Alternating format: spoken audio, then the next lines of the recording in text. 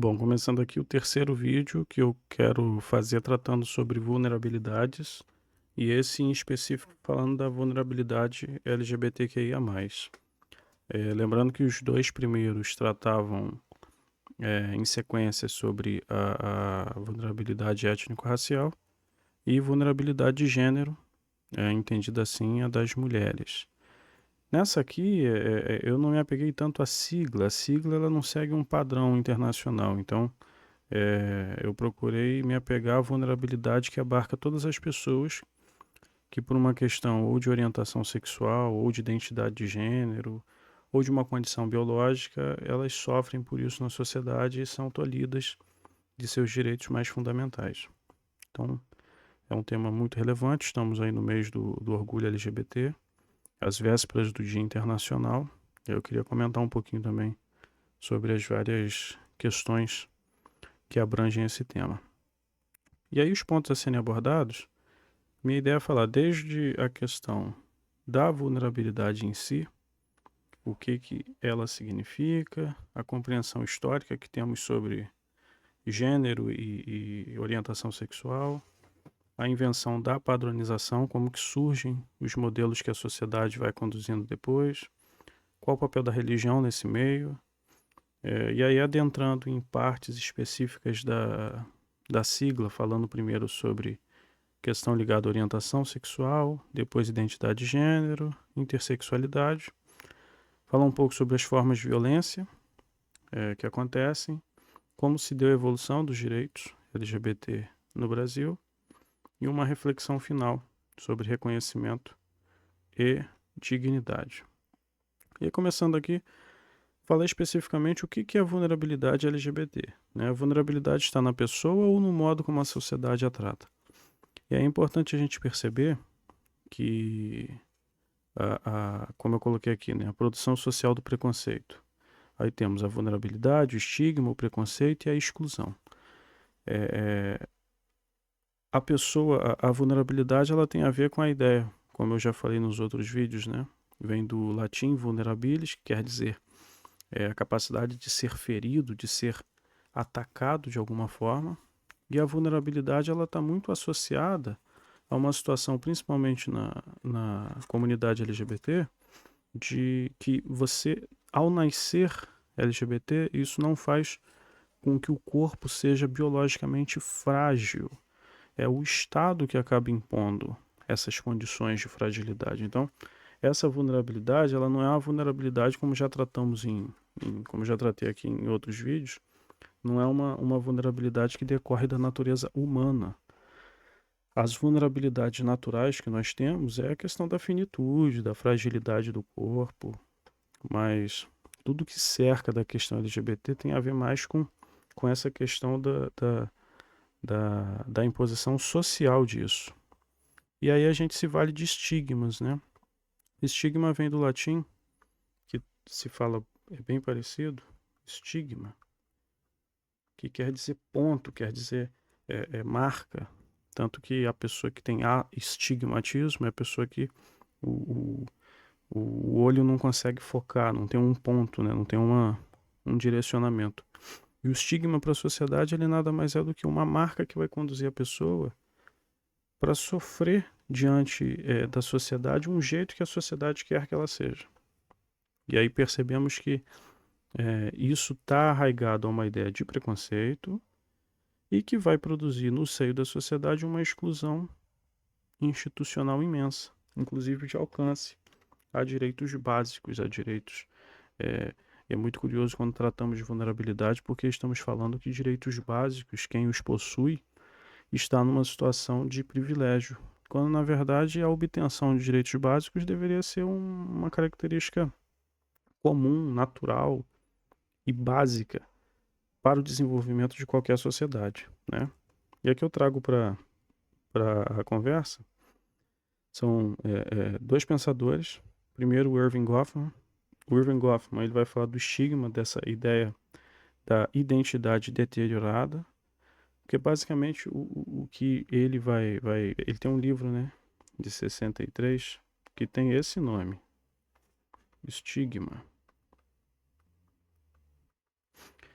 E o que o Irving Goffman vai dizer é exatamente que o estigma ele funciona como uma lente cega, que você passa a ver a sociedade de uma forma diferente. Você passa a ver com um viés muito modificado.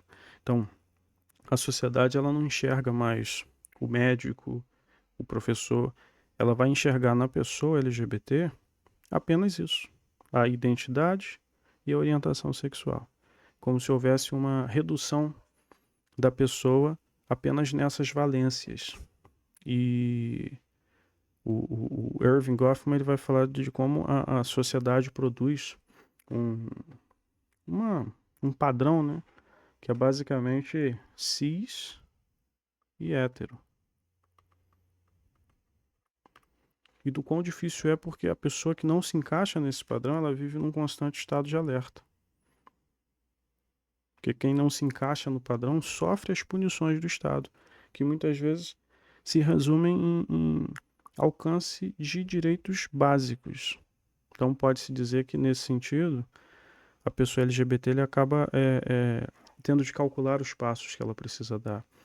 Há um desgaste aí muito grande, um desgaste psicológico, um desgaste jurídico, porque muitas vezes são direitos tão simples e que a pessoa precisa recorrer ao Estado para se fazer respeitada. E, infelizmente, em muitos casos, nem o recurso do Estado traz o reconhecimento desses direitos. Então, cria-se ali um limbo de imenso desgaste, de uma estigmatização constante, que vai gerar, claro, um sentimento, né, da pessoa, da pessoa reconhecendo a si mesma de uma forma muito depreciativa, por conta de como a sociedade a conduz para esse limbo de cuidado. E uma outra autora que eu já trouxe aqui em outros vídeos, a Judith Butler, ela vai falar algo que eu vou trazer do Foucault, que é o mecanismo ativo de policiamento, né? Essa ideia de matriz normativa. E o preconceito, na visão da Judith, ele vem com uma artimanha, ele não é apenas a falta de conhecimento. O preconceito, ele deixa de ser um mal entendido para se tornar uma forma de punição disciplinar. E ela tem um livro, deixa eu ver se eu coloco, vou colocar aqui na frente. É o Problemas. Deixa eu girar minha mesa digitalizadora que está saindo torto. Problemas de gênero. E a Judith vai falar exatamente disso, dessa matriz, que é uma matriz heterossexual, e que ela surge como uma regra social rígida, que vai levando as pessoas que não se encaixam nessa matriz para um âmbito de extrema punição. Essa pessoa está sempre sendo policiada. E isso, assim como o Irving Goffman traz a ideia, isso é raiz de muitos problemas. Aí, no caso, naturalmente de um problema social, mas um problema também individual, um problema psicológico, de como que a gente consegue resolver isso na sociedade. E aí, passando para o próximo slide,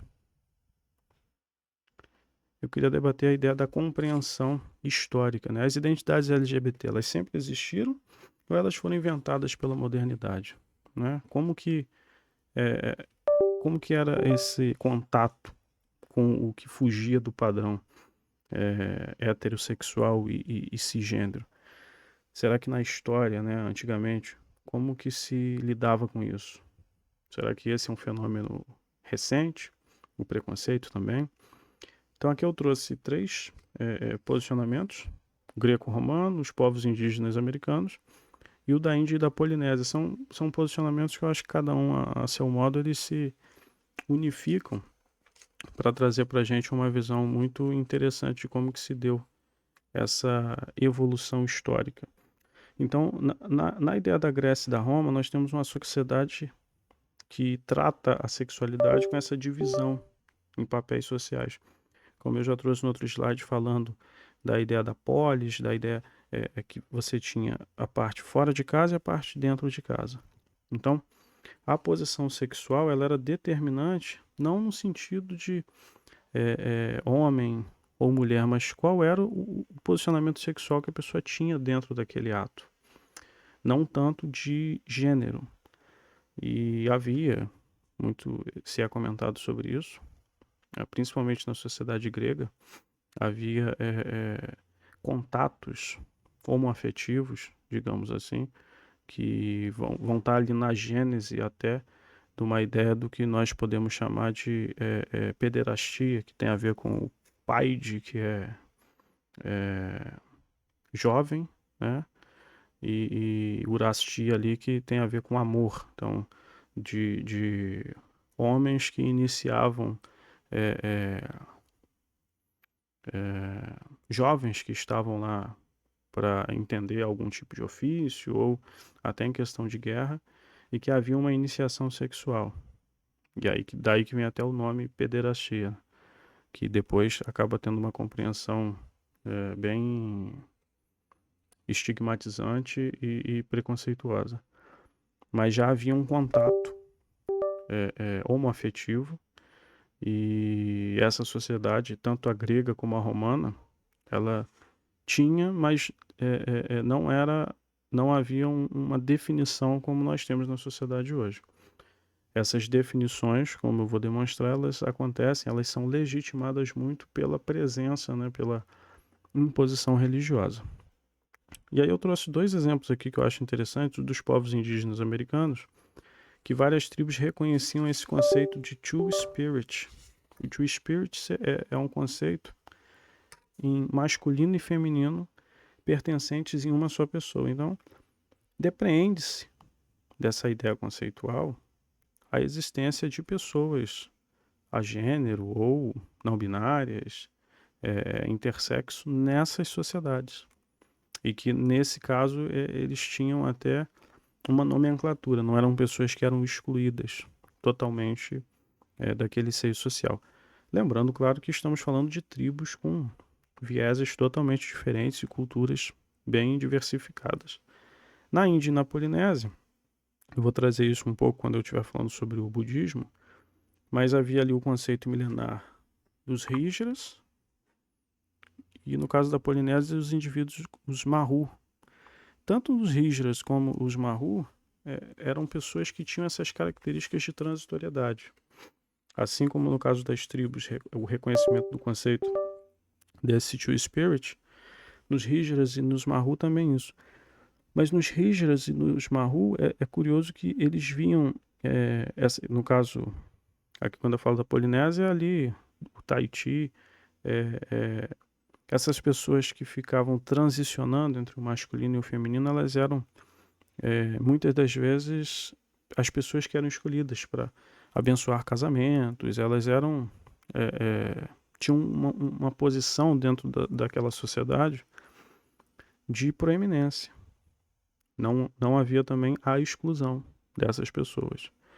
E aí, trazendo um pouco já para um período moderno, eu queria trazer aí os pensamentos do Foucault e do Thomas Laqueur, porque para mim são dois pensadores, cada um a seu tempo, que vão trazer um pensamento muito importante sobre como que se dá essa compreensão histórica.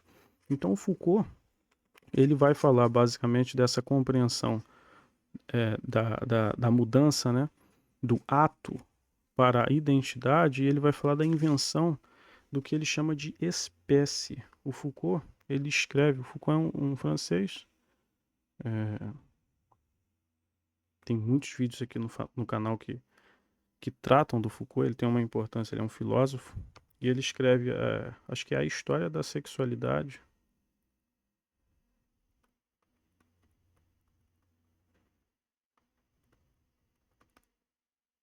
A história da sexualidade.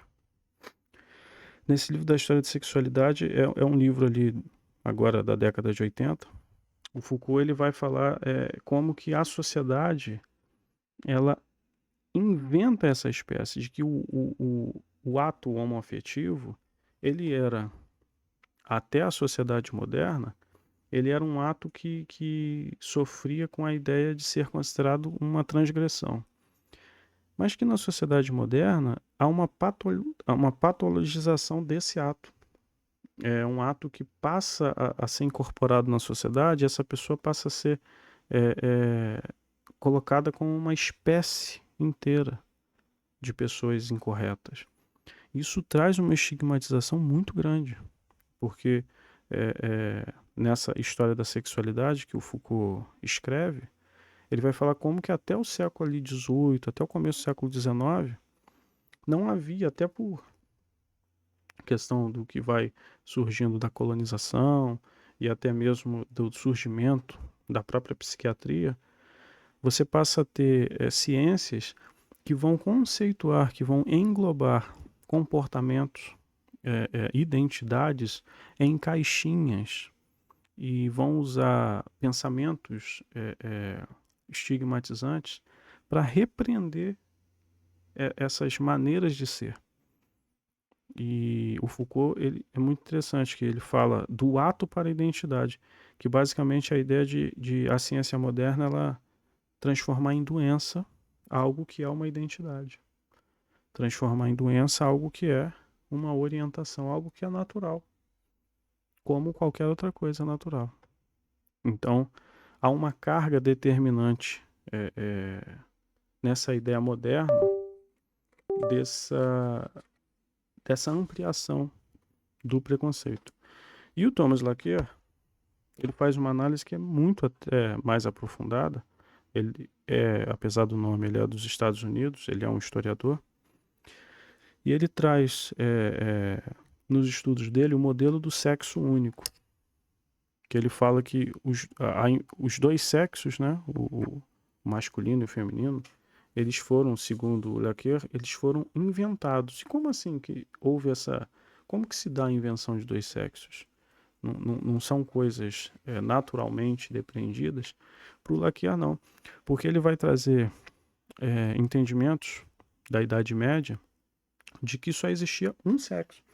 E é muito interessante que isso se corrobora muito com o próprio pensamento da Simone de Beauvoir, quando ela escreve O Segundo Sexo ali, na segunda metade do século XX, porque para o Laqueur, durante até a Idade Média, o pensamento predominante é de que só existia um sexo, que era o homem, era o masculino.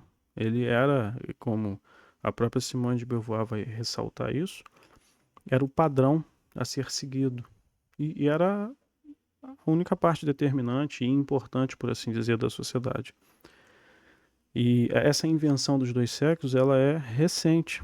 Aí você pode perguntar assim, poxa, mas como assim, não existiam mulheres? Não que não existissem essas ideias de gênero, mas elas não eram importantes para a sociedade. Elas passam a ser importantes e a sociedade toma isso de assalto para criar preconceito, para inferiorizar, para distanciar pessoas num período muito mais recente. Tanto que tem uma ideia de textos antigos que o Laqueur vai trazer. É um livro até de 1990. É A Invenção do Sexo. Deixa eu colocar aqui. Inventando o Sexo. É de 1990 esse livro. De uma ideia de que até certo ponto na Idade Média, a mulher era considerada o homem invertido. E aí tinham pensamentos muito machistas, misóginos, de que a mulher tinha as mesmas gônadas, as mesmas características sexuais secundárias que o homem, só que de forma invertida, como se fosse um reflexo do homem. E no caso da mulher, isso era interno, isso não teria, no momento da geração ali do ser humano, isso não teria se desenvolvido. E esse é um pensamento eminentemente machista, porque ele coloca o homem como o sexo a ser seguido, o sexo a ser representado como o senso de humanidade, como o senso de naturalidade. E é muito interessante que alguns textos trazem essa visão até de que para a mulher faltaria o calor vital, quase assumindo que o homem por ter esse calor vital, ele assume um posicionamento de preponderância, de liderança, de dominância na sociedade. Então, o Thomas Laqueur, ele traz muito essa visão que ela é importante e a gente precisa sempre entender a evolução dos conceitos da sociedade com base nos momentos em que isso ocorreu, sob pena de estabelecermos um anacronismo. É o que eu costumo dizer. A análise até desses pensamentos antigos, quando pegamos agora, que eu quero falar numa próximo slide, não, na verdade é no próximo que eu vou falar da religião, a análise desses conceitos, ela precisa se dar à luz do pensamento daquela época. A gente precisa fazer um exercício de filologia para entender a compreensão do texto com base na pessoa que escreveu e qual que era a compreensão social da época. Que aí a gente entende como que essa identidade LGBT ela foi existindo ao longo do tempo. Como que isso foi permeando a própria construção da sociedade e da própria identidade LGBT. Passando agora para um próximo slide, eu achei que a gente já ia cair na questão da religião, mas a invenção da padronização, como que foi definido esse conceito de normalidade, né? Normalidade aqui entre aspas. O que faz com que certo comportamento seja encarado como normal? Então, os pilares do que eu digo aqui como normalidade são a heteronormatividade, que é a presunção disso como padrão de orientação da sexualidade, a cisnormatividade, que é uma expectativa compulsória da identificação do gênero, e a patologização, que é a transformação aí numa ideia de crescimento das ciências, numa ideia de transformar o que antes era pecado em síndrome. E aí a gente passa a ter essa invenção dessa padronização, né? A padronização que o Foucault, eu trago ele aqui novamente, o Foucault vai trazer, o Foucault tem livros, tem excertos brilhantes, tem problemas naturalmente como pensador, mas a criação dele, a produção, ela é muito interessante para principalmente esse tema. E na própria história da sexualidade, o Foucault vai falar que essa normalidade ela não vem da natureza, ela é construída historicamente, porque esse catálogo, e aí o Foucault vai fazer uma análise não especificamente da questão LGBT, mas da sociedade como um todo, que esse catálogo ele é um catálogo que tem esse viés da vigilância. Você estabelece um padrão e você vigia esse padrão e você cria normas para punir a fuga desse padrão. E aí você passa a dar autoridade, né, para o médico e para o juiz sobre os corpos. Para o médico na análise desses corpos, na identificação do que antes a igreja considerava pecado, agora como síndrome, como doença, e do juiz ao negar o acesso dessas pessoas a direitos básicos. Então, eles passam a serem as autoridades que vão tutelar, que vão cuidar para que essa padronização se imponha, se estabeleça e que a estigmatização ela continue existindo. E aí eu trouxe aqui a Adrienne Rich, ela é uma professora dos Estados Unidos e ela tem um ensaio, né, que fala sobre a heterossexualidade compulsória, e é muito interessante o pensamento da Adrienne, porque ela vê isso como uma instituição que é posta de forma política. E aí como que se dá essa compulsoriedade? Como que se estabelece que o padrão ou o normal seria a heterossexualidade? E ela está falando especificamente da orientação sexual. Ela vai dizer que a sociedade, assim como um mecanismo de recompensa, ela faz com que uma pessoa se sinta mais confortável em se expor socialmente de uma forma e menos confortável de se expor de outra maneira. Então, quando ela fala aqui da aceitação, dos privilégios jurídicos, da paz social, como assim privilégio jurídico? O direito de casar, o direito de ser pai, de ser mãe.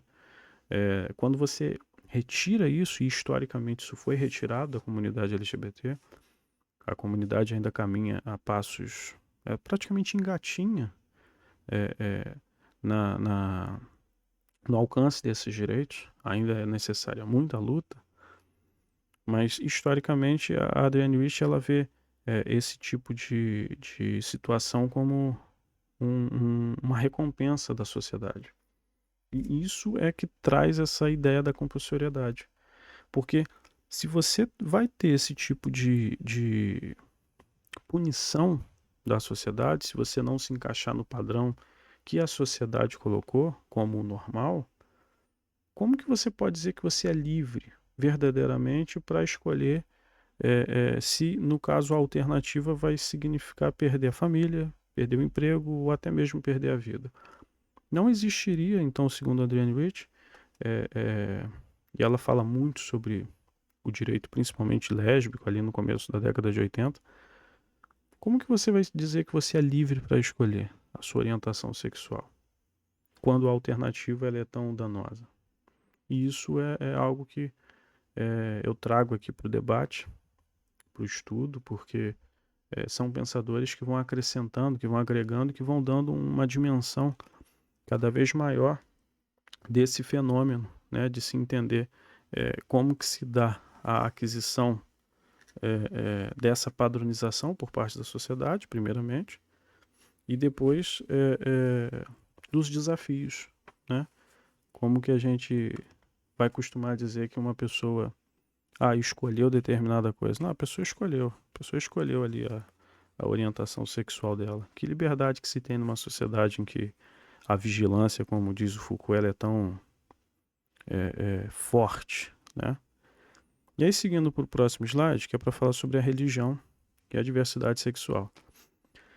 Aí a pergunta que eu trago é: a rejeição às pessoas LGBT ela decorre necessariamente da religião ou de interpretações históricas específicas? E aí, eu trouxe aqui, são basicamente cinco religiões, né, 3 abraâmicas e 2 ali mais num contexto asiático, e entender como que essas religiões elas trataram, e aí eu estou falando de diversidade sexual de um modo geral, mas principalmente de orientação sexual. E assim, no judaísmo nós temos a regulação da sexualidade. O judaísmo ele vai operar num primeiro momento como uma religião expansionista, então ele vai preconizar quase que a obrigatoriedade da reprodução daquela sociedade, para que se tenha mais pessoas, para que se crie uma sociedade ali que ele vai encarar como uma sociedade escolhida por Deus. E é interessante que o Talmud é uma série de textos que são incorporados pelo judaísmo, eles não estão na Bíblia cristã,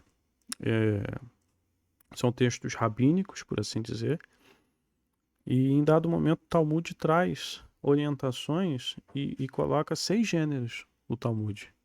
Esses 6 gêneros ele vai definir, né, entre homem, mulher, ele vai colocar ali uma pessoa que tem características de um e de outro, ele vai colocar ali o homem infértil, a mulher infértil, e o sexto eu estou me esquecendo. O sexto eu não estou me recordando. Eu estou fazendo confusão que na questão do intersexo ele coloca a pessoa que tem as duas características e uma que não tem uma definição. Uma que pode ser definida e outra que não pode, se não me engano é isso. Mas são textos que trazem essa ideia. Mas é uma religião que regula muito a sexualidade por conta disso. Há toda uma repressão historicamente, a qualquer comportamento que destoe do que eles apregoam como o padrão para se ter uma sociedade. Muito embora a gente tenha que fazer a menção, que eu acho interessante, dessa compreensão do Talmud com relação a gêneros diferentes. Temos o cristianismo. O cristianismo ele vai beber de uma fonte, eu coloquei aqui, muito de uma fonte do estoicismo. Aqui a gente tem a figura do Zenão, O estoicismo, como uma doutrina filosófica de desapego, ele vai dar para o cristianismo, ele vai ter uma mistura ali com um viés romano, ali até quando Constantino se converte, há todo quase que um sentimento social de desapego a determinadas coisas que o estoicismo vai considerar como desnecessárias. E nesse sentido, a relação sexual que não tivesse como fim produzir uma outra pessoa seria voltada apenas para o prazer e, de certa forma, contraditória a esses ideais mais estoicos.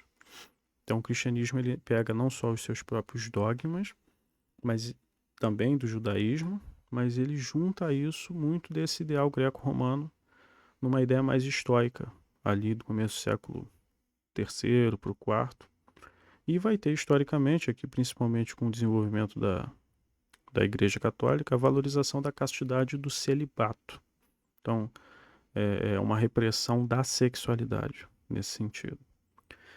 O islamismo eu trouxe aqui, ele tem essa contradição, algo que não é muito falado, mas nós tivemos ali, acho que se não me engano, no século VIII, a chamada Era de Ouro, que vem antes desse radicalismo. O islamismo ele tem até certo ponto um poeta, deixa eu ver se eu consigo escrever o nome dele aqui, que meu microfone está atrapalhando. Foi? Que meu microfone está atrapalhando. É o Abu Nuwas. Abu Nuwas. É um dos maiores produtores de poesia. Deixa eu ver se o microfone está atrapalhando aqui. Não. Ele é um dos maiores produtores de poesia e é uma poesia homoerótica naquele tempo. Isso é curioso, né? Não era o padrão islâmico, mas havia dentro ali daquele período uma produção que contemplava um apego quase que erótico mesmo, voltado, declarações de amor voltada a jovens, e aí no caso estamos falando de homens. Estamos falando de uma sociedade que, como eu já trouxe na questão da vulnerabilidade de gênero voltada para a mulher, que em muitos momentos a mulher praticamente não existia como pessoa, ela era só uma posse. Mas havia essa visão em muitos momentos. E aí, por influência do Império Britânico, na questão ali da colonização que vai se dar em parte do Oriente Médio, também da África, a gente tem uma mudança. O extremismo penal britânico de situações principalmente ligadas à Igreja Ortodoxa vai trazer, inclusive para o islamismo, a assunção de normativas, de terminologias que vão colocar como penas até capitais, penas de morte para comportamentos sexuais. Então, queria trazer para explicar um pouco dessa contradição de, mesmo dentro da religião islâmica, ainda que não de forma preponderante, mas nós tivemos em dado momento uma aceitação de um comportamento que fugia desse padrão. Nós temos no hinduísmo, aqui eu trouxe a Astritiya Prakriti nos textos, são ideais ali de algumas deidades que transitam entre o masculino e o feminino. As rígidas, que eu já havia falado há 2 slides atrás, e o Kama Sutra como um orientativo de posições sexuais que contempla também posições entre pessoas do mesmo sexo. Mas, de um modo geral, aí entrando também no budismo, essas religiões asiáticas elas não têm uma moralidade instituída como uma forma de controle social, pelo menos não no início. No caso do budismo, a gente vai ter ali a busca pela iluminação, né, a quebra do sofrimento, naquela ideia do samsara.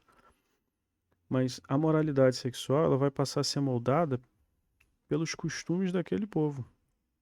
E com, principalmente, a influência ocidental, ali séculos XVIII, XIX e começo do século XX, a gente vai ter uma mudança e uma assunção desses dogmas, que não vão vir necessariamente dessas religiões asiáticas.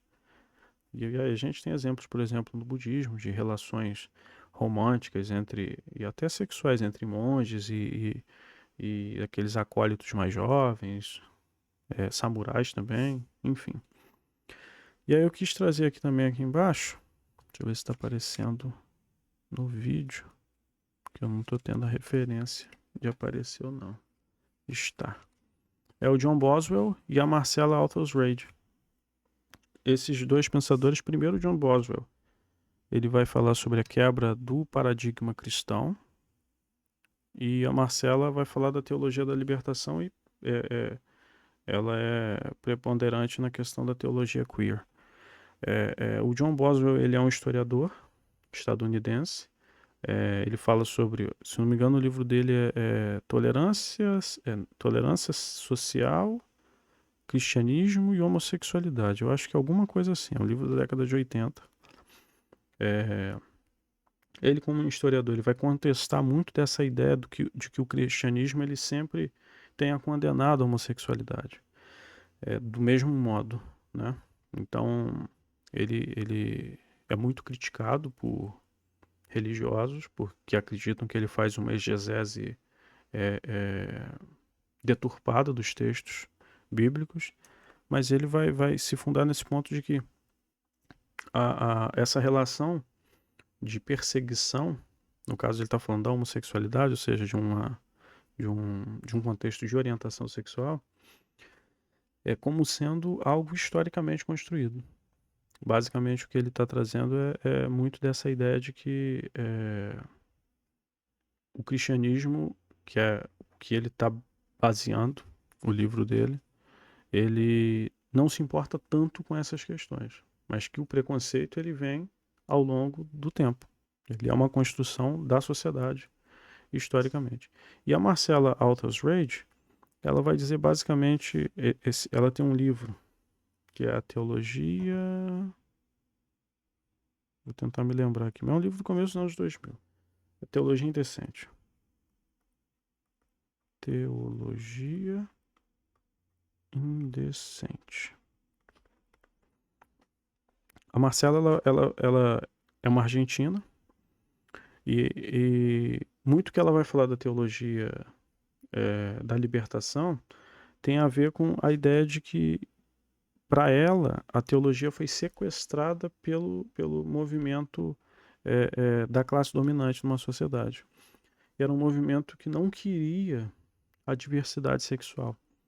Era um movimento que entendia que nesse aprisionamento do costume teria um aprisionamento da sociedade como um todo e que isso geraria uma forma melhor de controle. Então, a Marcella vai dizer até que eles cobriram Deus com roupas de um homem hétero e rico, que seria o representativo do ser dominante naquela sociedade. Que, então, nessa busca do ser perfeito, né, dessa mimetização que normalmente a gente tem na religião, a gente tem Deus como uma figura a ser seguida dentro desse espectro de observação e de como a gente deve se comportar diante disso.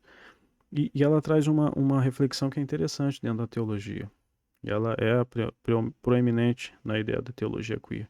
Que ela vai dizer que se Deus ele como muitos cristãos consideram, amor e justiça, ele precisaria estar ao lado de quem é mais negligenciado, de quem é mais vulnerabilizado, marginalizado, excluído, e não da classe dominante. Então, essa crítica da Marcella, ela pega muito da teologia, é um movimento teológico que acontece na América Latina, ali na primeira metade do século XX, que é muito difundido por conta dos movimentos de independência, desses movimentos de libertação, e de uma nova análise da questão da teologia, de como ela deveria ser colocada, mas com uma doutrina de acolhimento e não com uma doutrina de julgamento, de opressão, de perseguição e de estigmatização.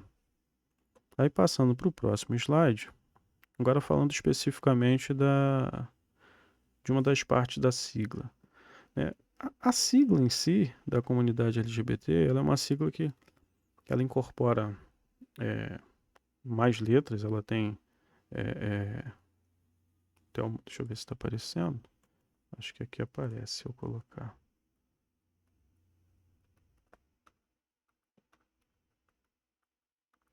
LGBTQIAPN+. Eu nunca sei se o P vem antes ou depois do N. Mas essa sigla, ela incorpora, na verdade, pessoas que sofrem com a vulnerabilidade, mas com origens diferentes, essa vulnerabilidade.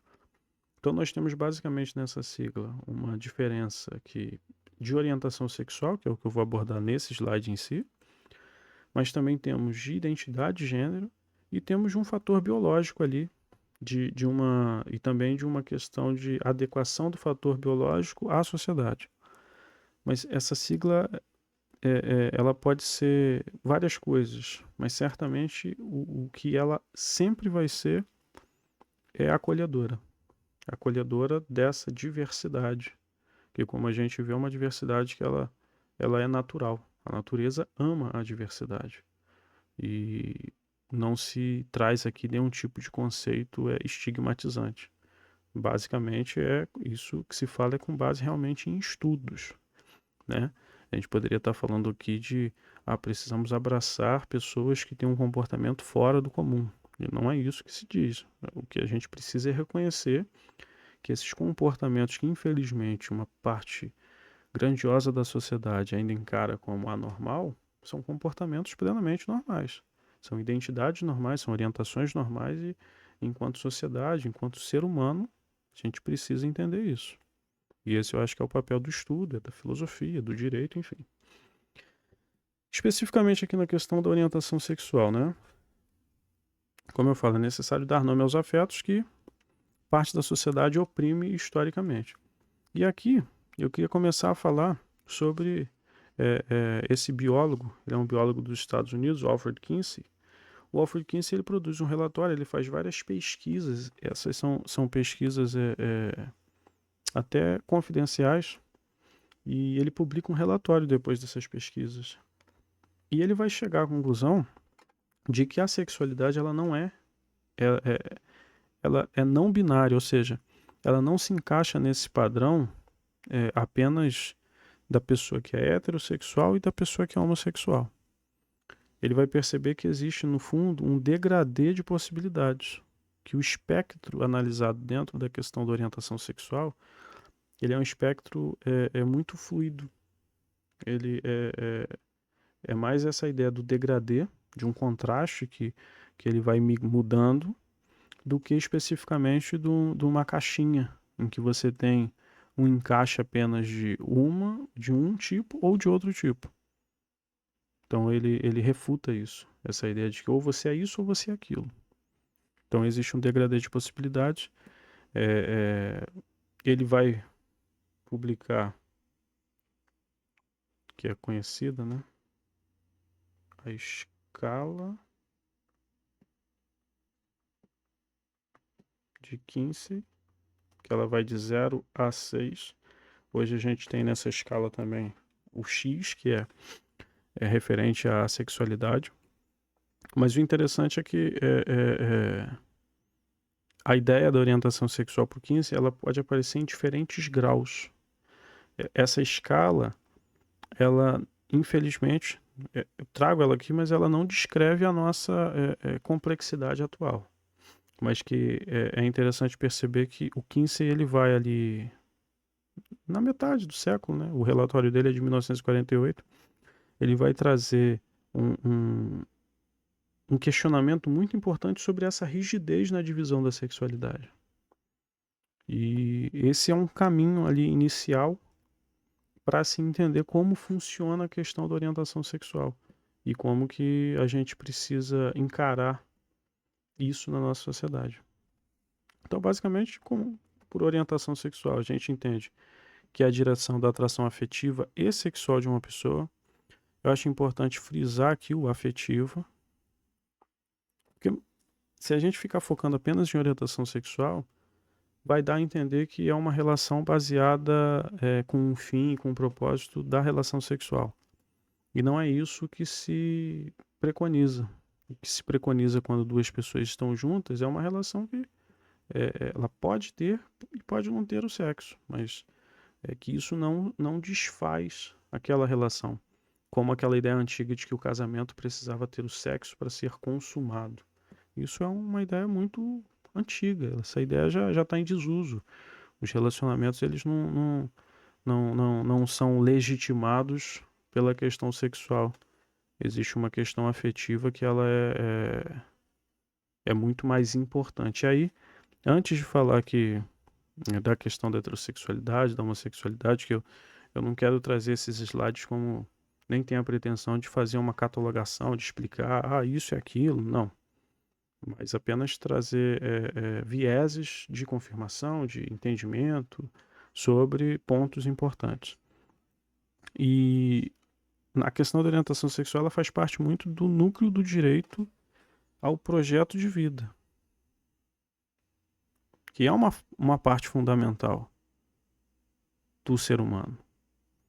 E aí a Maria Berenice Dias é uma das mais brilhantes doutrinadoras que nós temos.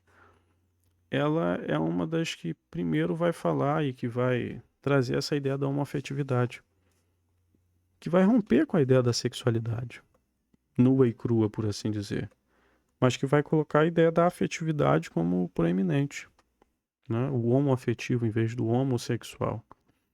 E que até a década de 90, e até um pouco depois disso, pessoas homoafetivas, a relação que elas tinham era considerada uma sociedade de fato, como se elas estivessem fazendo um negócio, né?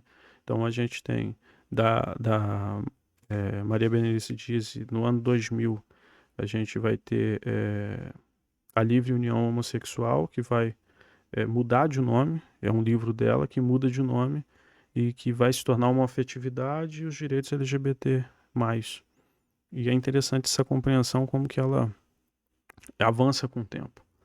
Como que quanto mais a gente vai entendendo, a gente vai conhecendo mais e tendo maior chance de respeitar e de dar a escutativa melhor, de compreender o fenômeno e de conseguir dar os direitos que as pessoas precisam. Porque, infelizmente, a gente está numa sociedade em que ainda se precisa discutir isso, que direitos básicos não são, infelizmente, concedidos. Que na questão da heterossexualidade, homossexualidade ou bissexualidade, eu acho que não tem muito o que falar, eu queria focar aqui mais na assexualidade, que é uma orientação que ela é pouco compreendida, e muita gente acha que a sexualidade é simplesmente a falta da relação sexual. Mas o ser assexual, ele fundamentalmente, ele não é uma pessoa de baixo libido, ele é uma pessoa que não tem o interesse de ter a relação sexual com outra pessoa.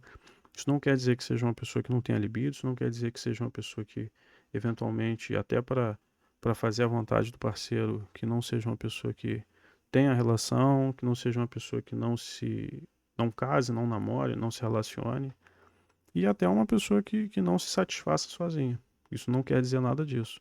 É importante perder esses estigmas, porque o assexual ele sofre muitas vezes um estigma dentro da comunidade mesmo, de compreensão do que é essa orientação dele, que parte-se de um pressuposto que a pessoa ou é uma coisa ou é outra. E a gente precisa, até em referência à própria escala do Kinsey, entender que esse degradê abarca outras espécies.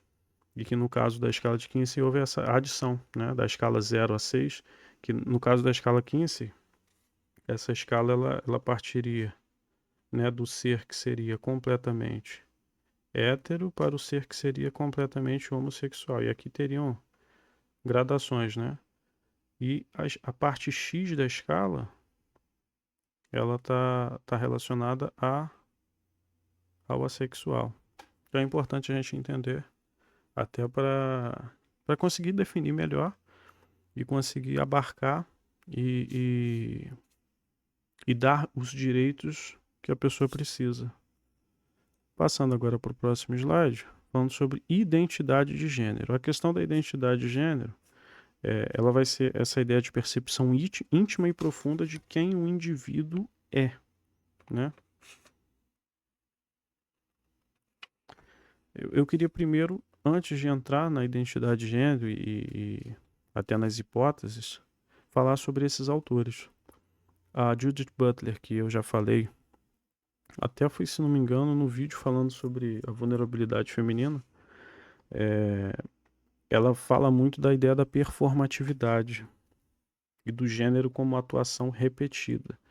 Basicamente, para Judith, a, o gênero ele não é algo natural, ele é algo que se aprende na sociedade. Então, nós temos uma performatividade ao longo dos dias, né? Então, uma mulher que coloca um vestido, um homem que coloca um terno, ele vai performando o que é ser, segundo a sociedade, homem, mulher, enfim. Só que a Judith ela traz uma ideia interessante que como ela vai se basear no hábito que forma, né, o gênero como essa atuação repetida, isso pode ser rompido, ou seja, como a gente está se baseando numa ideia de performatividade, as pessoas podem performar de maneiras diferentes. E isso é fundamental para que a gente tenha uma ideia de que o gênero não é uma questão inata, que muitas vezes a forma com que um gênero se apresenta, ele é uma construção social, né? E o Paul Preciado é um escritor muito importante. Ele vai criticar a biologia como destino. Tanto o gênero como o sexo para ele são tecnologias. E ele vai trazer a ideia da contrassexualidade. Essa ideia aqui é muito interessante. O Paul Preciado ele vai ser basicamente um estudioso desse fenômeno de gênero. Ele é um homem trans que é um espanhol, filósofo, que ele tem um livro chamado Manifesto. Deixa eu colocar aqui. Manifesto contra sexual. Esse livro do Paul, esse manifesto, né? Ele vai dizer que a sociedade ela usa como ferramenta, ela cria, né, como ferramenta o gênero e o sexo como formas de modelo dentro dessa produção capitalista e heterossexual, dentro desse padrão. Então, pro Paul, você ser contrassexual é você recusar esse contrato que a sociedade já lhe coloca desde o início. De modo que, para ele, esse contrato ele surge ao nascer, quando o médico fala se nasceu se é um menino ou se é uma menina, ou quando a pessoa faz um exame de ultrassom e identifica qual que é o gênero, né? Para o Paul, esse contrato é assinado nesse momento. E para ele, a masculinidade e a feminilidade não são fatos biológicos, eles são próteses que as pessoas usam na sociedade, né? E que, como próteses, então, assim como a ideia da performatividade da Judith, que nós vestimos esse gênero todos os dias, quando saímos de casa, quando vamos fazer qualquer coisa, né? E tanto que o Paul tem uma parte muito interessante que ele vai falar que é o destaque do livro dele, na ideia dessa síndrome da síndrome não, um símbolo da revolução contrassexual para ele é a invenção do pênis de borracha, porque tira da figura masculina essa proeminência do que vai dar o prazer, do que vai quase com um símbolo fálico de domínio da sociedade. Então, dentro do livro do Paul, desse Manifesto Contrassexual, a criação desse símbolo fálico é uma quebra desse paradigma. E o Paul vai fazer toda uma análise que dentro da sociedade capitalista, o padrão colocado heterossexual, ele é de gerar, primeiro, famílias como fábrica de fonte de pessoas trabalhadoras, depois uma influência muito forte numa indústria não só de fármacos, mas de pornografia, que vai se basear num tipo de orientação e de performatividade de gênero, mas também a mercantilização da identidade, na ideia de ser menino ou menina, na ideia de vestir os gêneros. E a análise do povo, o manifesto dele contra sexual, vai trazer também a ideia que a crítica é você ser refém do capital. Tanto que no capital nós temos essa aceitação de novas expressões sexuais a partir do momento em que elas se tornam mercantis. Isso é curioso, né? É muito triste a gente só aceitar determinadas coisas quando elas se tornam interessantes do ponto de vista mercadológico, como por exemplo a parada LGBT, que passa a ser aceita pela sociedade, não porque se reconheceu nela os direitos daquelas pessoas, mas passa a ser aceita e incorporada por várias cidades, principalmente quando aquilo passa a ter um retorno financeiro. E aí o Paul vai trazer essa análise de como nessa sociedade baseada no capital, os direitos eles não importam tanto. E o que vai importar é a expressão mercadológica daquilo, a expressão financeira. Se você tem expressão financeira, se você tem proeminência diante dessa sociedade, você vale e você é aceito. Se você não tem, você não vai ter espaço para ser respeitado ou respeitada, né? E aqui trazendo a identidade de gênero como que se organiza, né, com a bússola interna de cada indivíduo. As origens, assim, são multifatoriais. Não há uma explicação específica do porquê uma pessoa vai nascer com um corpo que aparentemente é de um sexo e a mente é de outro. Mas existem hipóteses. E essas hipóteses elas não são excludentes umas das outras. É por isso que a origem ela é de fato multifatorial. A hipótese de exposição hormonal pré-natal ela é a hipótese mais aceita, que ela vai dizer basicamente que a origem do sexo da criança ele se dá o sexo do cérebro se dá num momento e o do corpo se dá num outro. E normalmente há uma coincidência dos sexos. Mas quando, por alguns fatores, a mãe, durante a gestação, ela é exposta a uma carga hormonal diferente antes da formação de um desses sexos, pode ser que gere um sexo diferente do outro. Essa é uma das hipóteses mais aceitas. E aí você tem ali uma diferença que vai bater aí 1,7% da população, que tem características intersexo. Que é, por exemplo, a mesma quantidade, ou um pouquinho mais até do que a gente tem de pessoas ruivas na sociedade.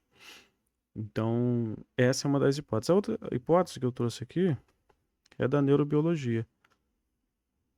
A neurobiologia ela vai analisar o que seria um cérebro do que é considerado um homem e do que é o cérebro de uma mulher. E que existem padrões ali na formação daquela estrutura cerebral que são diferentes de um para o outro. E que é interessante que, em alguns casos, percebe-se que, por exemplo, numa mulher trans, o cérebro dessa mulher, ele se formou, né, numa estrutura de massa, numa estrutura quando eu digo massa, não a massa inteira do cérebro, mas de partes específicas do cérebro, ele se formou como um cérebro realmente feminino. Mas essa não é uma característica que lauda, ou não gosto de usar termos assim médicos, porque a transgeneridade ela é muito mais do que isso. Mas é uma das hipóteses que se utiliza para explicar essa ideia do transgênero. E também a influência genética. Há estudos de gêmeos, quando eles são univitelinos, de que se um deles for trans, há uma chance maior do outro também ser. Então, nessa ideia da identificação né, do sexo cerebral com o sexo corporal. E aí nós vamos ter o cisgênero. Aqui é interessante dizer que as palavras cis e trans, elas vêm do latim. O cis significa algo que está ao lado de, que pertence a, e o trans é algo que está além. Por isso que nós temos termos como Cisjordânia, aquilo que está junto à Jordânia, Cisplatina, e outros termos como, por exemplo, uma viagem que atravessa o Atlântico é uma viagem transatlântica. Então seria a conformidade ou a não conformidade. E aqui, para a questão brasileira, a travestilidade ela é muito importante, não só para a questão brasileira, mas para a questão latino-americana. Porque aqui no Brasil, principalmente durante o período da ditadura militar, nós tivemos a travestilidade como algo estigmatizante. De pessoas que não se encaixavam dentro daquela fórmula que a sociedade gostaria que fosse feita de identidade de gênero. Então, muitas mulheres trans tinham essa nomenclatura que, em dado momento, é considerada uma nomenclatura jocosa, mas que ela é aceita pela comunidade de certa forma, e que hoje a gente precisa tratar desse fenômeno, que é um fenômeno nacional, é um fenômeno aqui continental. A gente não vai encontrar esse fenômeno, por exemplo, na Europa, nos Estados Unidos, mas um fenômeno local e que tem uma profunda relação com a identidade de gênero, assim como a não binariedade, que aí é a não conformidade com nenhum desses gêneros, a não inclusão nessa ideia binária de percepção do indivíduo. Aí passando para o próximo slide, falando sobre a intersexualidade e as características sexuais. O sexo biológico ele é tão simples quanto masculino e feminino. Aqui a gente ainda está falando da questão de gênero, mas do intersexo, né? Eu queria trazer aqui a Annie Faust Sterling nessa crítica da ideia dos sexos prontos, porque ela traz muita luz sobre uma característica que é muito interessante de ser analisada. Então, a Annie Faust Sterling ela vai criticar essa ideia, ela vai falar do binarismo absoluto não como um fato científico, e que a medicina e a ciência participam de como esses corpos são classificados e normalizados, para se dizer o que é um corpo normal e o que é um corpo que não é normal. Então, são dois livros que ela... Na verdade, são dois artigos que ela tem. Ela escreve um, e é muito interessante perceber essa evolução da Annie Faust, que ela escreve um em 93, e o outro é em 2000. Deixa eu ver se está aparecendo na câmera. Tá. Então, em 93, ela vai escrever sobre os 5 sexos, que ela vai defender que se a gente tem que falar sobre sexos, não existiriam 2, mas existiriam 5. E antes de falar do que ela faz no ano 2000, que é o Sex in the Body, eu não sei se existe um nome, se existe uma tradução em português, mas é quase que sexualizando o corpo, né? Sex in the Body. O que a Annie Fausto, que é uma socióloga estadunidense, o que ela vai fazer essa ligação da biologia como um aspecto político, né? Que o binarismo ele não seria absoluto, ele não não seria uma característica científica, ele é no final das contas uma decisão social, né? E ela fala nesses 5 sexos, e por que ela publica um outro artigo em 2000, que é um artigo corretivo. Por quê? Quando ela vai falar dos 5 sexos, a Anne Fausto, ela vai trazer ali o homem, a mulher, ela vai trazer o que ela vai chamar de hermafrodita, ela vai falar de pseudo-hermafroditas masculinos e femininos. Mas essa conceituação hermafrodita, que vem do grego, né, de dois deuses, Hermes e Afrodite, da união deles, ela é uma nomenclatura estigmatizante. Então ela não é uma nomenclatura correta. O que a gente fala é a pessoa intersexo, o sujeito intersexo, e não hermafrodita. Não é uma nomenclatura aceita pela comunidade. E essa correção dela é muito em cima disso, porque ela critica a ideia de um binarismo, mas ela coloca uma ideia de 5 sexos. Então, quando ela encaixa em 5 caixinhas, e ela vai trazer ali a ideia de que é, é, a intersexualidade ela tem essas ideias de variação, desenvolvimento sexual. é, Quando ela coloca em 5, ela na verdade ela só está aumentando o número de caixinhas. E quando a gente fala sobre intersexualidade, e aí a gente está falando de alguns dados que, pelo menos da última vez que eu vi, a gente está falando de 1,7% da população, é, não é correto colocar em caixinhas. Porque as diferenças mais importantes na questão do intersexo é identificar que pessoas que nascem com características sexuais secundárias ou gônadas fora dos padrões que são considerados como comuns. Mas aí tem que se tomar muito cuidado quando se fala de intersexualidade, porque dependendo da forma que a gente fala, a gente pode estar falando de uma forma patologizante, colocando como uma síndrome, e não é. Mas há casos em que é necessária uma intervenção, para que haja ali uma correção e um melhor direcionamento da pessoa para o sexo dela. Só que, como eu trouxe aqui, o sexo não é um liga e desliga, é um espectro. E aí vem essa correção da Anne Fausto aqui em 2000. E as cirurgias corretivas, elas entram como violência médica e jurídica. Por quê? Porque até certo momento, e eu vou falar disso no penúltimo slide, quando eu falo de evolução legislativa, mas até um certo momento, quando uma criança nascia e ela tinha características ali, ou características de gônadas, né? Quando a gente fala gônada, a gente está falando de órgãos que fazem formação dos gametas, então basicamente testículos e ovários. Mas quando uma criança tinha características sexuais de mais de um sexo, para que ela fosse registrada, ou seja, para que ela fosse encarada como um cidadão, como uma cidadã, ela já tinha que ser submetida a uma cirurgia de ocultação ou de supressão de um desses sexos. E isso gerava um transtorno imenso, porque você fazia uma escolha num recém-nascido que não tem nenhuma possibilidade de se entender como pessoa ainda, de entender essas características, e você viola aqui dois princípios: o princípio da integridade física e da autonomia corporal. E infelizmente, em muitos casos, essa criança ela crescia com a supressão de um desses sexos, e quando ela começava a ter o desenvolvimento de características sexuais secundárias na adolescência, nesse período pós-puberdade, muitas vezes essas características que tinham sido mantidas nela, elas não batiam com o sexo dessa criança. Então, a gente acabava criando uma falta de sensibilidade sexual nessa criança, com a exclusão de algum tipo ali de sexo que traria o prazer para ela.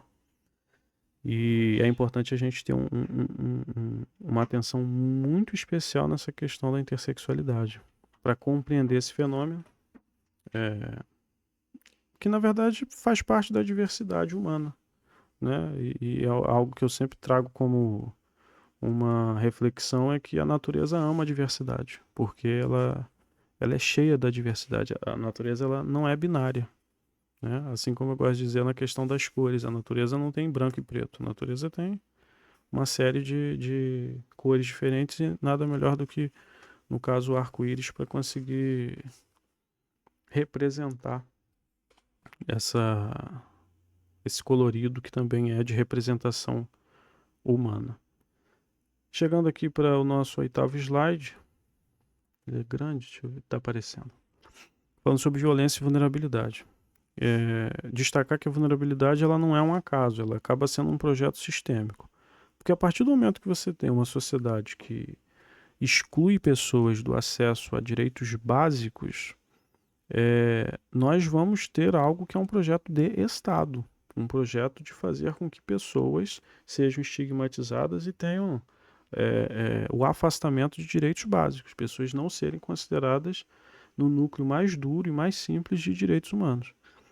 Então, é interessante essa reflexão, porque infelizmente não é algo recente, não é algo de 50 anos, mas nós tivemos há pouquíssimo tempo parlamentar colocando peruca, dizendo-se ser de outro gênero, achando que nisso existe algum tipo de privilégio, né? Existe uma violência simbólica acima de tudo, uma violência que é perpetrada pelas pessoas que deveriam estar lá para nos proteger, e é necessário que a gente lute contra isso. E eu queria trazer aqui o Didier Eribon. Ele é um sociólogo francês que vai falar exatamente desse poder da injúria. É, essa é uma parte muito triste na questão da violência LGBT, porque o Didier Eribon ele vai escrever basicamente para a questão do homem gay. Ele tem, que aliás é o livro dele, né? Reflexões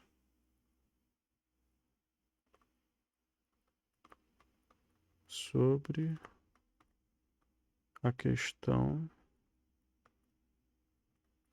gay. E esse livro é do final do século passado, acho que é 98, 99. E essas reflexões que ele traz, quando ele fala do poder da injúria, é muito triste perceber que, se a gente for fazer uma comparação, por exemplo, com a vulnerabilidade étnico-racial, né? Uma pessoa negra, uma criança negra que sofre algum tipo de preconceito e que chega em casa. Essa criança, ela recebe, na maioria das vezes, quase na unanimidade das vezes, o acolhimento familiar.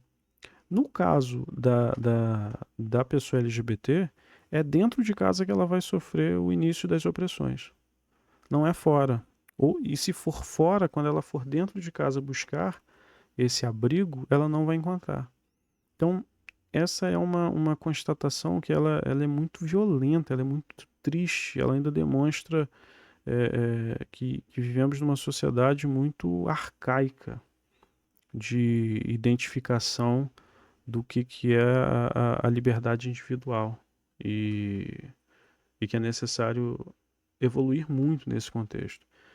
Então, o Didier Eribon ele vai falar muito sobre, com base nisso, que a identidade LGBT, antes mesmo de uma pessoa ser é, é, considerada, ela se entender como LGBT, ela já sofre a injúria, ela já é xingada, ela já é desprezada, e isso vai marcar a formação da identidade daquela pessoa.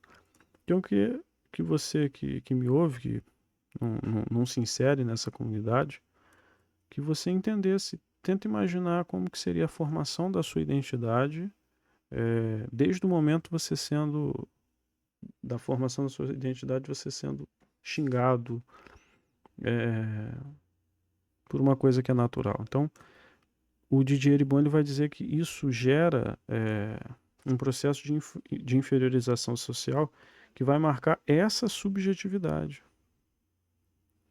E aí a gente vai ter muito uma questão de uma identidade LGBT que acaba sendo formada, infelizmente, no trauma e na vergonha, que é uma pessoa que passa a se excluir.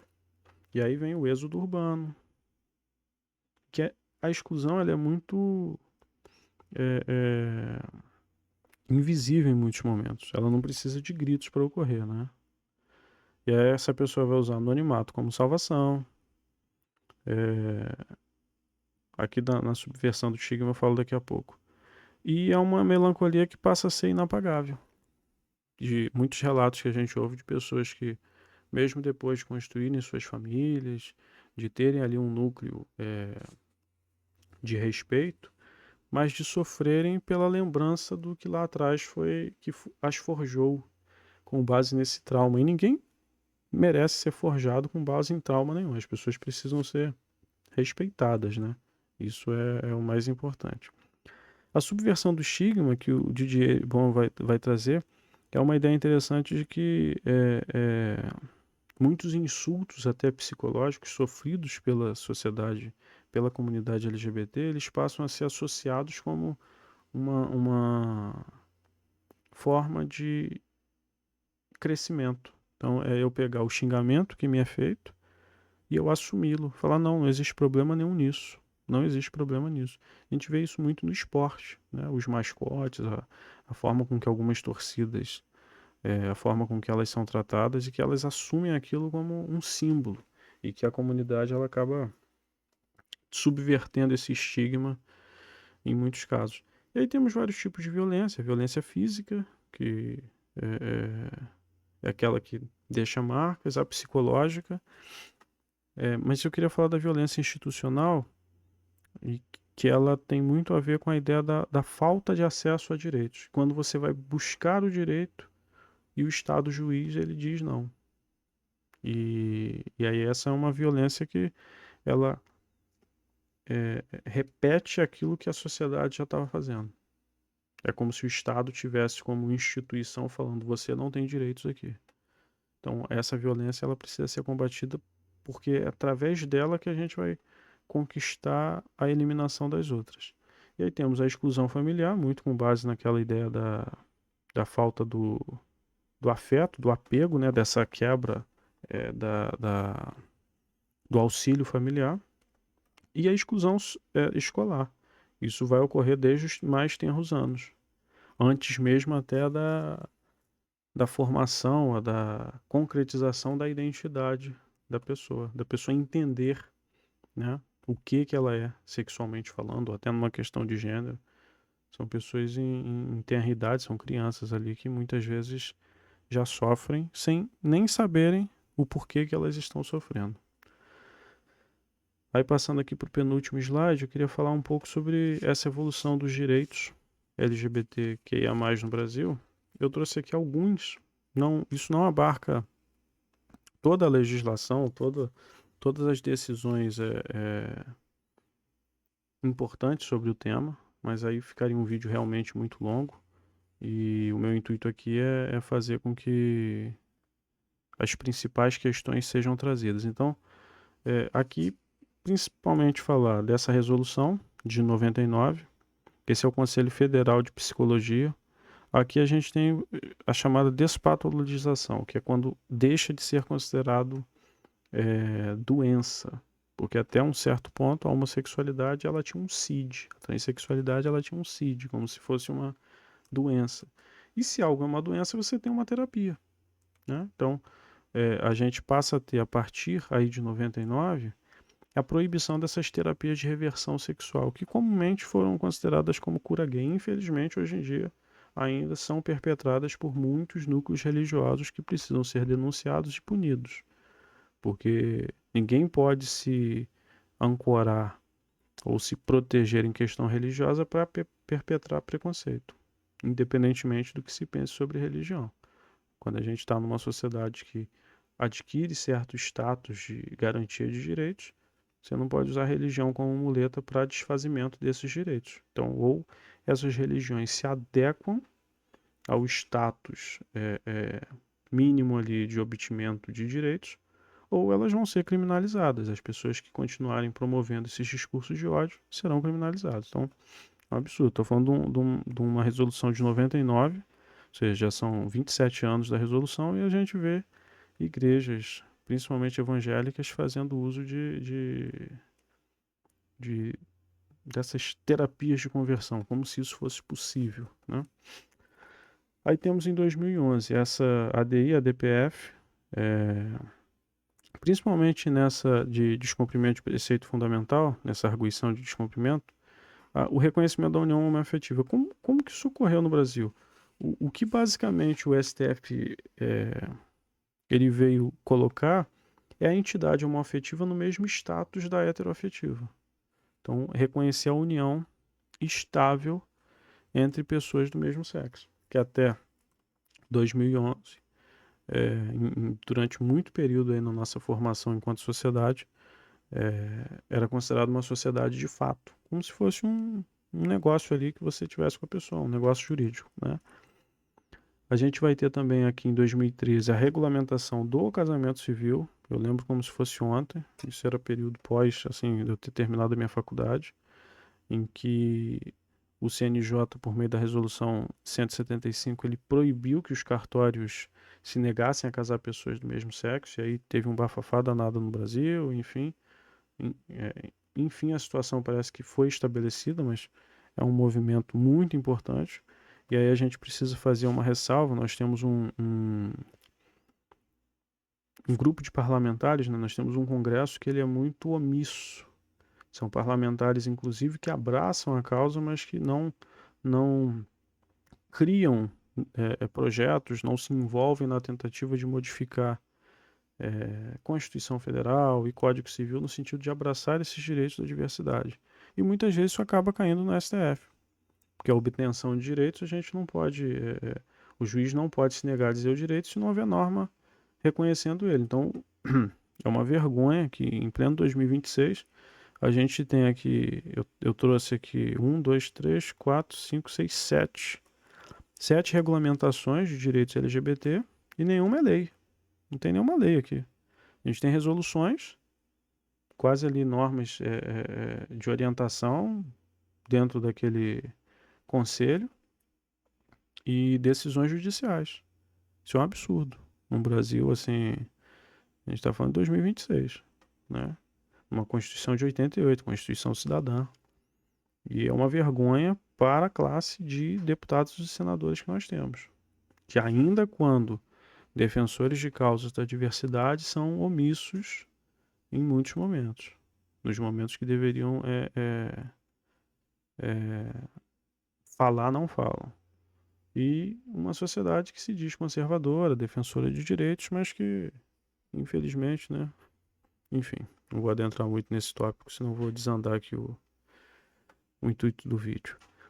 Aí tivemos em 2018 essa ADI, a 4275, que fala da retificação de nome e gênero sem a necessidade de cirurgia, que era algo que acontecia antes, que pessoas trans tinham que passar por uma cirurgia de redesignação sexual para conseguirem obter a retificação de nome e gênero, e agora, desde 2018, basta a autodeclaração, muito embora, infelizmente, em alguns casos, e aí casos que eu já vivenciei enquanto advogado, de cartórios requererem coisas adicionais, descumprindo as próprias orientações do Conselho Nacional de Justiça, que são orientações balizadoras de como um cartório deve agir, e descumprindo ordem judicial, que aqui a gente está falando de uma ação declaratória de inconstitucionalidade. Tivemos em 2018 a criminalização da LGBTfobia, e aqui está como ADO e MI, por quê? É uma ação declaratória de inconstitucionalidade por omissão, que é muito naquela esteira do que eu havia falado. O Supremo, quando ele é instado a se manifestar em questões que o Congresso deveria ter se manifestado e não se manifestou, ele é instado através de ADOs. E ali o mandado de injunção 4733, que na verdade é uma ordem para que se crie lei sobre isso. E aí a gente teve a definição de que não tem lei criminalizando a LGBTfobia. Muito embora já deveria ter.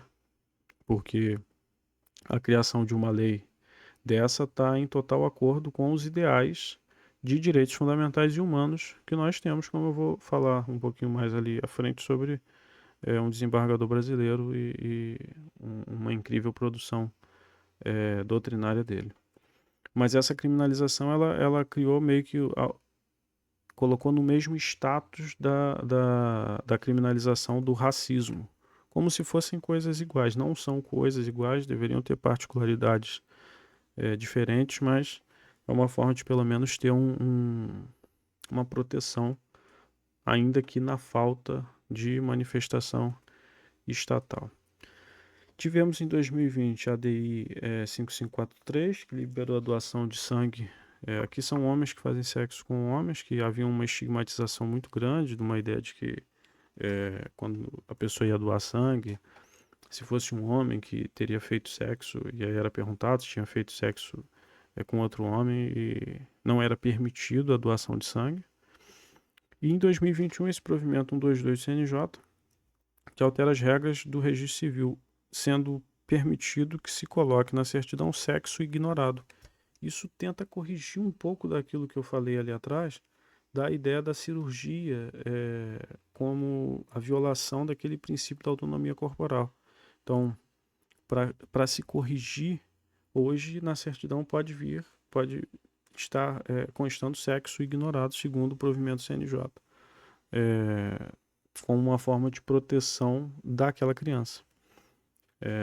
E aí é uma forma de impedir, né, a ideia do Estado falar, seu filho não é cidadão, tá? Tem que fazer a cirurgia nele para que ele seja considerado minimamente um cidadão. Então nós tivemos isso.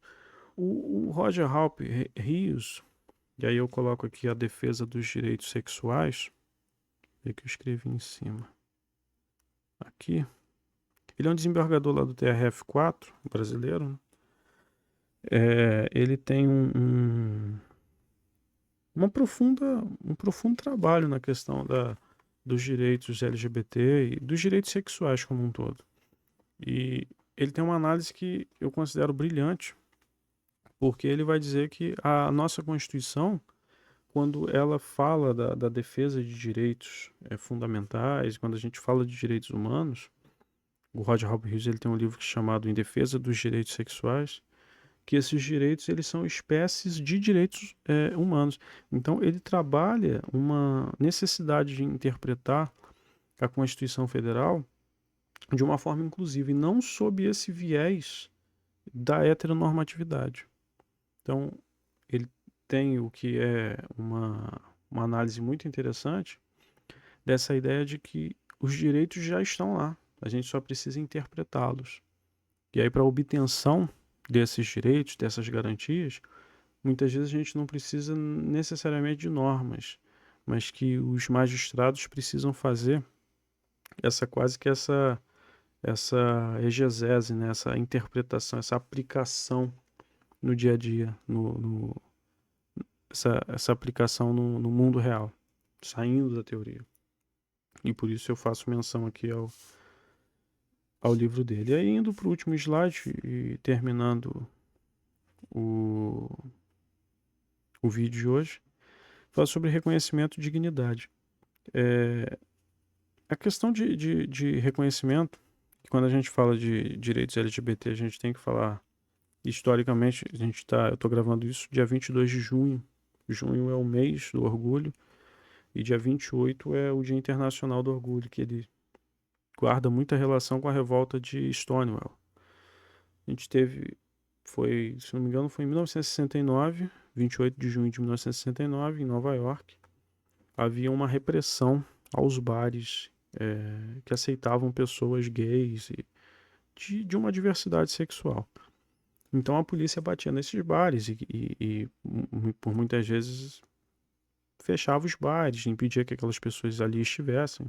Havia, inclusive, por parte de muitos comerciantes, pedidos para que houvesse a suspensão do direito de venda de bebidas alcoólicas, porque essas pessoas consumiam. Então, era interessante para que esses bares eles tivessem essas pessoas lá, porque era um funcionamento econômico ali. E a gente vai ter em Nova York, é chamada da revolta de Stonewall, a gente vai ter, talvez foi o primeiro momento de revolta mesmo, de que pessoas que lá estavam se indispuseram com a polícia e teve uma confusão danada. Jogaram tijolo em policiais e isso motivou com que nos dias seguintes houvesse outras revoltas. E esse ponto é considerado como chave nesse início da proteção de direitos da diversidade sexual, que acabou se espalhando pelo mundo, e por isso que a data é no 28 de junho. Estou gravando isso aqui no dia 22. E para falar sobre reconhecimento e dignidade, eu trouxe a seguinte questão. Os direitos humanos eles exigem apenas a tolerância ou o reconhecimento pleno da dignidade e das diferenças. E aí, eu já falei sobre esses pensadores em outros vídeos, mas eu queria trazer aqui como ponto final do vídeo de hoje. A Hannah Arendt, ela tem um trabalho ali muito no pós-Segunda Guerra, em entender a gênese do mal, como ela trata, a ideia de como pessoas foram tão ruins a ponto de perpetrar tantas coisas absurdas e abjetas durante o período ali do Holocausto. Mas ela escreve um livro em 51 que é chamado As Origens do Totalitarismo. E basicamente o que ela vai dizer, e aí sobre um aspecto de direitos humanos, é que não basta existirem direitos humanos no vácuo eles não produzem nada. E aí quase que numa evolução de uma ideia de constitucionalismo para uma outra ideia de neoconstitucionalismo, uma ideia de aplicabilidade das normas, ela vai dizer da necessidade que nós temos de o direito a ter direitos, ele é fundamental. É necessário uma análise prática disso e da necessidade de enxergar o ser humano como pessoa útil e hábil dentro de uma sociedade. Então eu queria trazer ela não fala especificamente da questão LGBT, mas eu acho que são questões de direitos humanos que a gente consegue adaptar para entender a questão da vulnerabilidade e do que pode ser feito a respeito. E aí quando eu falo do Axel Honneth, A Luta por Reconhecimento, que é um livro de 92, ele vai tratar muito da ideia dessa necessidade que eu trouxe aqui, vital de formação da identidade. A identidade de uma pessoa ela é fundamental, ela dita como aquela pessoa vai agir na sociedade. Então, ele traça até uma ideia da dignidade em 3 partes, né? No amor, acho que é amor, é direito e a solidariedade. E o reconhecimento como esse oxigênio psicológico, porque para o Axel Honneth nós existimos e nós temos esse viés psicológico de existirmos para a sociedade, nós não existimos isoladamente. Então é necessário que essa pessoa, que as pessoas sejam reconhecidas no seio social. Não basta apenas aprisioná-las às suas esferas de atuação individuais. E ele vai trazer muito essa ideia de como a gente precisa fazer isso. Aí eu trago para a questão prática da necessidade da escutativa, de entender aquela pessoa na sua individualidade, de respeitá-la acima de tudo. E a Nancy Fraser, eu já falei dela em vários momentos, tem o livro Justiça Interrompida,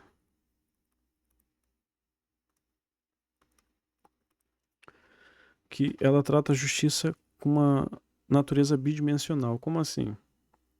É necessário ter a redistribuição. Então, quando ela fala da redistribuição, é a ideia de dar às pessoas vulnerabilizadas aquilo que sempre as foi tolhido, aquilo que sempre as foi negado historicamente. Mas, além disso, essa necessidade de paridade de participação. Então, além da ideia da redistribuição, é necessário reconhecer. O reconhecimento ele é a parte fundamental. Então, quando a Nancy Fraser ela escreve a Justiça Interrompida, é muito nesse viés de você entregar uma tentativa de equiparação, mas essa tentativa ela não ser plena. Eu acho que fecha muito o que eu tenho de ideia para trazer no vídeo de hoje, de como a gente precisa tratar toda essa questão da vulnerabilidade. Então, acho que os principais pontos foram abordados, foram temas assim bem longos, que renderam 3 vídeos aí de quase 1h30, alguns eu acho que até passaram disso, mas que são temas muito importantes e de entender todo o contexto histórico, como que se deu ao longo da história, o reconhecimento de direitos, o próprio afastamento das pessoas, quais que são as origens disso e como que se dá o reconhecimento desses direitos na nossa sociedade, como que nós podemos agir de forma atuante e auxiliarmos, né, na construção de uma sociedade mais justa e mais equânime. Deixando bem claro uma coisa, assim como eu falei nos outros vídeos, na questão racial e na questão da mulher, Essas são causas que elas não competem apenas às pessoas que são atingidas por elas, apenas às pessoas que estão em vulnerabilidade. Toda a sociedade precisa abraçá-las. Do contrário, a gente não vai ter mudança em momento algum. E quando a gente não abraça a pessoa que está em vulnerabilidade, a causa que precisa de auxílio, a gente corre o risco de, eventualmente, se a gente está numa situação que é dita de privilégio, a gente corre o risco de que, num próximo passo da nossa sociedade, a situação que a gente está, ela não vai ser a de privilégio, ela vai ser a de vulnerabilidade. Então é necessário ter essa mudança de pensamento, de ação, de compreensão da sociedade e de uma participação mais efetiva, mais inclusiva. E para isso a gente precisa primeiro entender e saber como que a gente pode lidar na sociedade com vistas à obtenção de uma participação mais equânime, uma sociedade mais igual.